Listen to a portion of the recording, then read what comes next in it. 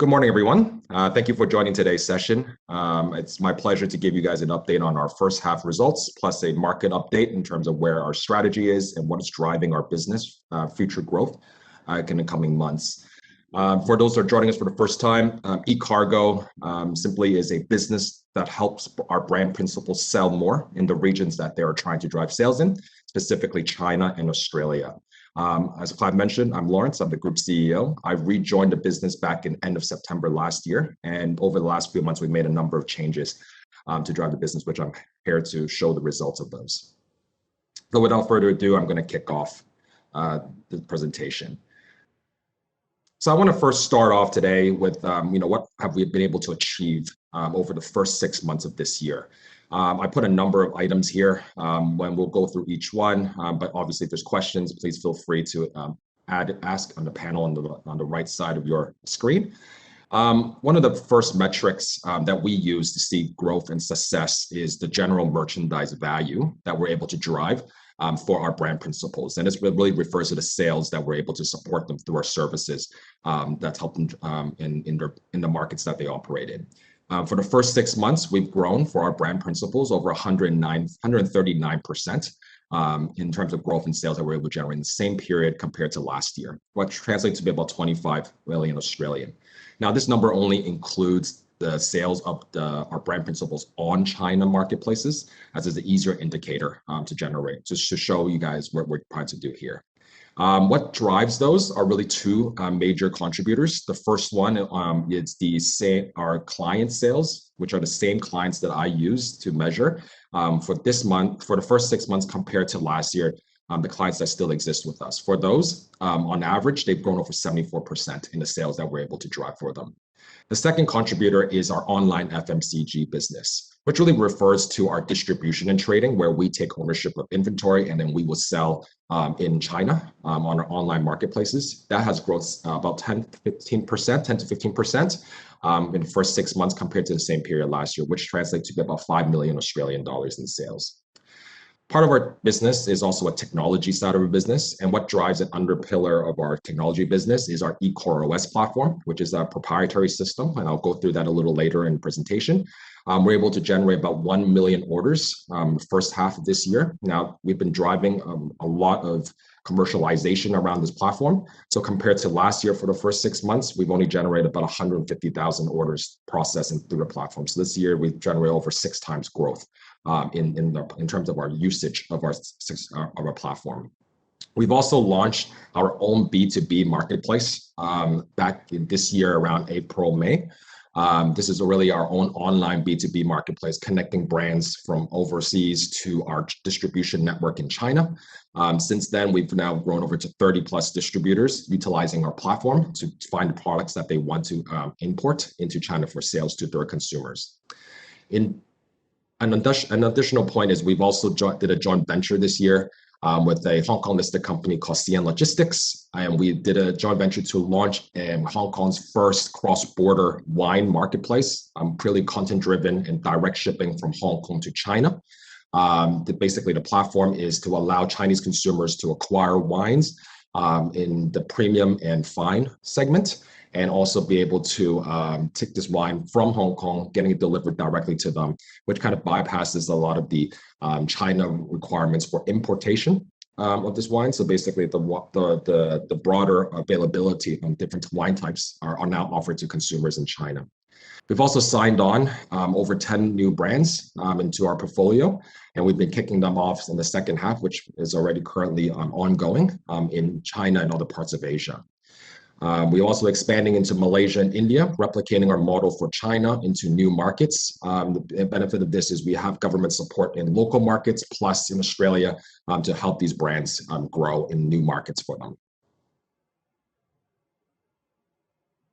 If I look at key financial metrics, these are some of the numbers that we use to see where our business is moving towards.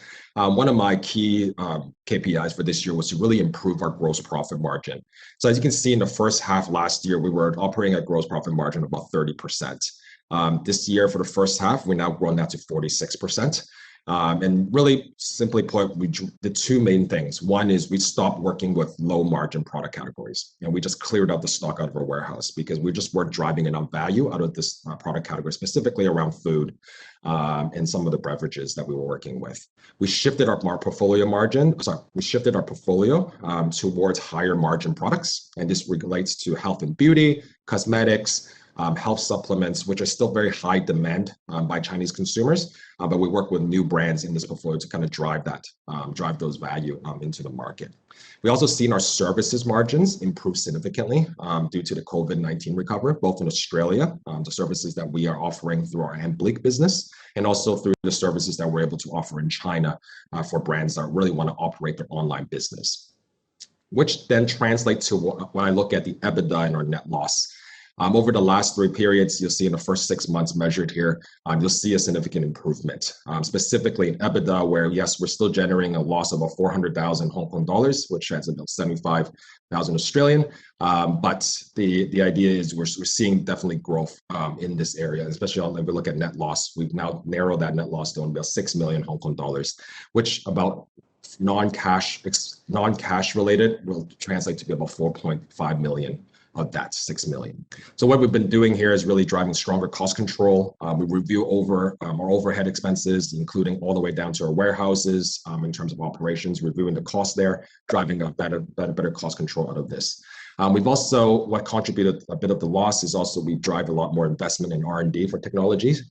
And then because we tried to clear out stock for the lower margin products, that also drove some of our costs for the first half, which was expected. Another metric we use is really operating ratio, is how efficient we're able to generate revenue. So if I look at our operating ratio 2 years back in the same period, 2019, we're operating at 1.47. So simply put, as every dollar that we're driving out of revenue, it costs us about $1.50. Since then, we've now really narrowed it down to about, for the first half this year, we're able to push it down to 1.07. So basically, every revenue that dollar we're driving, we're generating about 7 cents additional in cost to drive that revenue. And how we're doing this is, again, mentioned, stronger cost control, driving better margins in our products, and with better services margins that we're able to obtain from our brand principles. And this number is the one that we're trying to drive improvements on, so that we're down to below 1. I mentioned our growing on. I mentioned about growing our online FMCG business. Basically, this is our distribution and trading business, where we take ownership of product and we sell back into our distribution network or to direct to consumer. We've seen growth in this side of business, where in the first 6 months of this year, we generated about 32 million in sales, which is about 10% growth. What really trying to look at is really around the EBITDA contribution from this business that has grown from 1.3 million to 3.2 million in the first 6 months of this year. Lastly, just to look at kind of the business performance, basically a quick summary of the numbers and the growth. You'll see that our revenue has dropped about 4 million Hong Kong, so about 5%. The reason for that, it was an expected drop due to one, I mentioned closing up our businesses, clearing out some of the old stock that we had that were not driving up enough value in our business, and then also some of the operating sales in terms of brands that we were working with that we discontinue working with them, that end up losing a bit of the revenue contribution. However, you'll see the improvement in gross profit, our lower operating expenses, better improved EBITDA, and also our net loss is significantly better compared to last year. So I want to move on to really an update on our business and what we're trying to do for eCargo. Simply put, we help brands sell more. Okay, and how we do so is we offer solutions that basically connect global brands to new markets. And what I mean by new markets is markets that they have never traded in. And specifically in Asia, we're concurrently trading for our brand principles in China, Vietnam, and Cambodia, expanding into Malaysia and India later this year.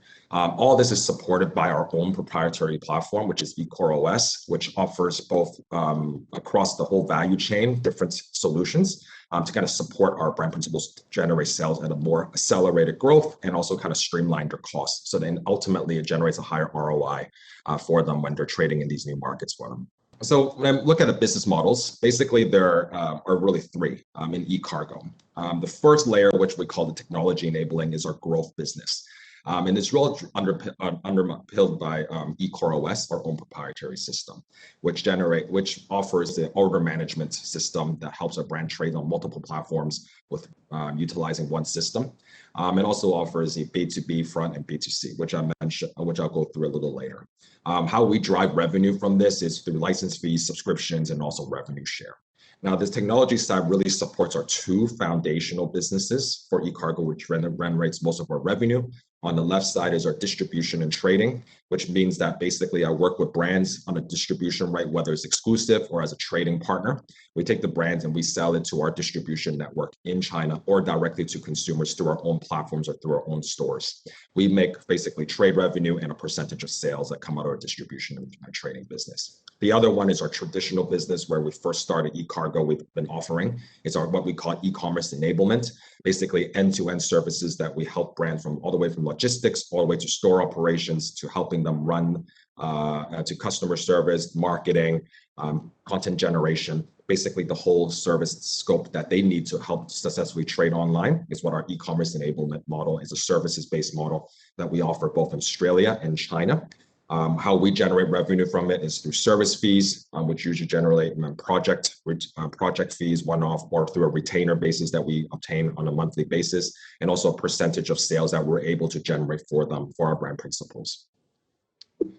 If I quickly go through an update on these two businesses for the first half of this year, distribution and trading side, some of the new brands that we've signed on that we're now starting to trade in the second half this year includes Ella's Kitchen, which is a brand from the UK. It's in a baby and mum category. It's an existing brand, been trading for many years now in China. We have now taken the exclusive rights for this brand to operate for them in the Greater China market. We also signed an exclusivity with Australian Natural Care, short form ANC, which has their collagen products from Australia, where we're able to now bring into China to help them operate. This includes operating their Tmall global store off to B2B offline distributions. We've also launched our JJX platform, which I'll touch a little bit on, which is our B2B marketplace. Now we have over 100 brands on the platform, 30 distributors utilizing the platform to place their orders to acquire new products that they can bring into China. And our shift over to e-commerce enablement business. For the first 6 months in China, we've signed on a new brand called Bauer. Basically, Bauer is the #1 hockey equipment brand globally, and we help them set up their e-commerce platforms in China and now helping them trade.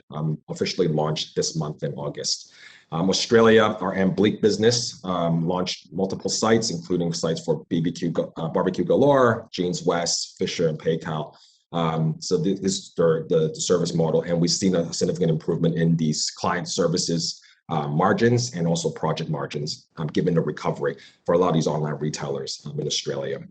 And what also we've been able to drive success, I mentioned before, was we drive the usability in our eCarOS platform was a significant growth compared to the year previous.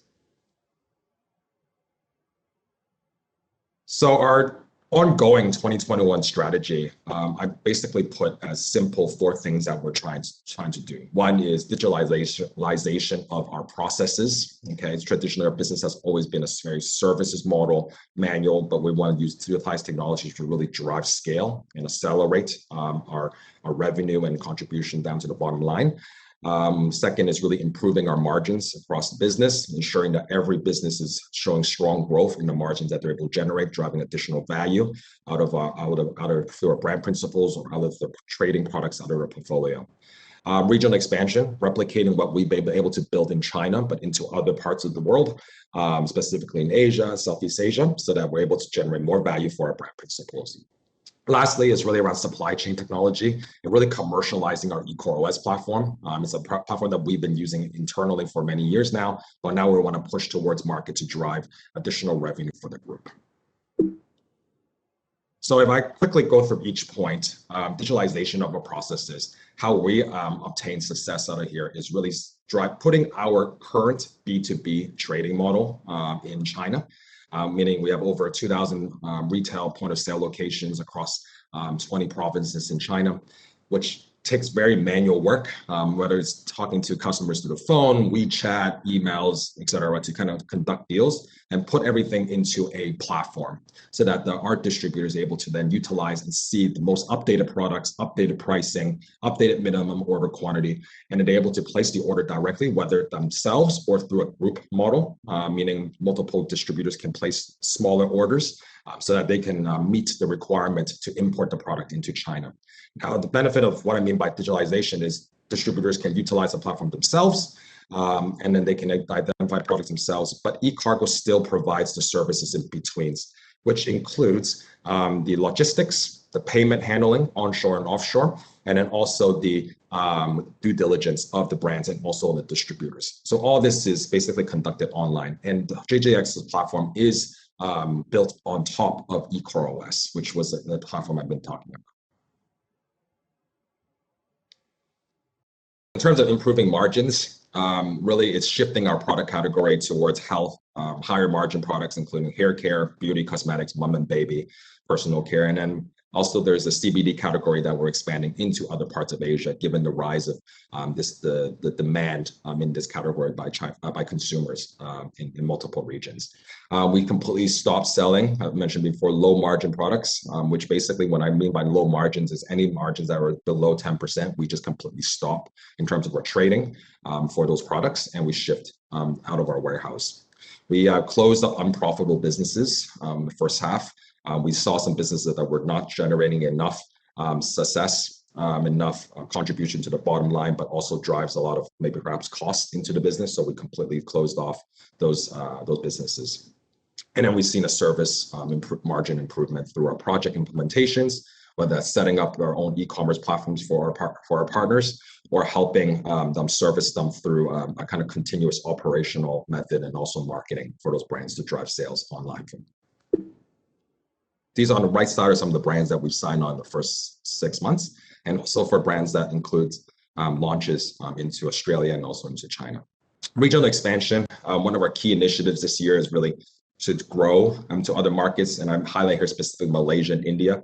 Our method to grow into other parts isn't to really necessarily do it ourselves. It's through kind of joint venture models and working with existing distributors. So we're already currently replicating that model already into Vietnam and Cambodia. We've been doing this since last year. We have a joint venture partner in those markets that we bring our existing brand portfolio, and we work with those partners, which their expertise in that market, and we drive further sales for our brand principles in these areas. Now, in the benefit of doing this and why we chose to expand into Malaysia and India was one, through Australia, there are a lot of government support into helping brands expand into other markets, given the recent situation between China and Australia. So we're able to now expand into those markets with government support. Plus, local markets are also looking for overseas brands, especially products from Australia, so that we're able to now kind of work with them, with the local market government agencies, distributors to help grow into these markets. We also start with joint ventures with, I mentioned before, with Hong Kong listed company called CN Logistics. But the idea is the strategy here is to really work with strategic partners and to develop better value propositions. The last one is I mentioned here on our joint venture in Vietnam. We used to trade just one product, specifically the Blackmore's baby formula, but now we're expanding that product range so that we're able to leverage the over 3,000 point of sale locations in Vietnam and Cambodia to drive more value through our brand principles. Lastly, really around the supply chain technology, which all centralized around eCarOS. This is going to be our main growth driver in the coming months. And the idea is this platform has always been a critical part in our business internally, because we utilize the system to manage everything from the whole supply chain, from supplier all the way to the consumer. So these are really the three main modules that I can divide it into for eCarOS for easy to understand value. So on the first part is logistics and fulfillment. eCarOS offers both a freight tracking track and trace system, warehouse management system, fulfillment management in warehouse, connectivity through multiple courier systems that we can do shipment on. The idea is eCarOS drives on the pillar of all that. The second module is order management. Basically, if you look at China, there's over 30 different platforms that brands can trade on, including Southeast Asia. You add an additional 15, which now is over 40 different marketplaces or e-commerce platforms that brands could trade on. Imagine managing all those channels and orders, inventory, and product information. eCargo allows the brand to easily have visibility across all the marketplaces. The idea is we've been integrating with all these different marketplaces. Now we're able to offer the service to our brand principals as a way to manage their portfolio. Now, we also see additional value because of recent cybersecurity changes in China, that are a lot of platforms in overseas in Australia and UK and America that want to have the same visibility and integration with China marketplaces or in other parts of Asia. They just can't do it themselves. Therefore, eCargo also acts as an API integrator that integrates to these platforms that allow platforms to get the access to the information. Lastly, on this consumer-facing side, this eCargo offers a module around providing a B2B marketplace now, which drives JJX, and also a B2C, bringing direct-to-consumer marketplace as well, which is the PJF Wines, which the wine cross-border platform that I mentioned. These modules are now allowed to be utilized by other principals that want to also do very similar things. So eCargo also provides a service around that area. I want to just quickly touch on the brand partners that we work with. So on the left side, these are some of the brands that we work with. And on the right are basically platforms and retailers. You'll see a number of these retailers are in China. We have over, as I mentioned, 2,000 point of sale locations across 100 different distributors. So this is the partners that we work with. On the left side, some of the brands that we are currently trading for, I mentioned before, we include ANC. We also have Jojoba, Australian Dairies, which is Fonterra. We also trade Bundaberg and more. So this is really the last slides are our management team, but I feel this is probably a good time that we can probably touch a little bit on Q&A. If there's any questions from the group, maybe I'll open the floor. Would you be able to provide any insight into your revenue expectations for the JJX platform this year and longer term? Thank you, Clive. I believe it's not the right time to provide any guidance in terms of revenue around the JJX platform. It's really just starting. It's in the beginning phase. But I can say that the future growth of the platform relies on us pushing all our orders that we do right now, B2B, onto the platform. So that's where it's going to be a significant growth in that aspect. But also we are encouraging more brands that we typically are not able to work with a more hand-holding approach, but allow these brands have complete access into the platform for free that they can then trade onto our distribution network. And we've seen some growth in that area as well in the first couple of months of operations. Could you provide an outline how the PJF Wines launch is progressing and what the near-term results have been? So this one's a more exciting one for us in the B2C segment. It's one of our first attempt into going into a direct-to-consumer marketplace build. So I mentioned PJF Wines, which means 品酒坊. So in Chinese, it's basically wine tasting place, translated. The idea is we are signing on a number of merchants in Hong Kong and offering a wide range of wine. And why it's a unique platform in the sense, and why we're seeing growth in this aspect. We just officially launched in August 1st this year in terms of out of alpha, so basically official launch.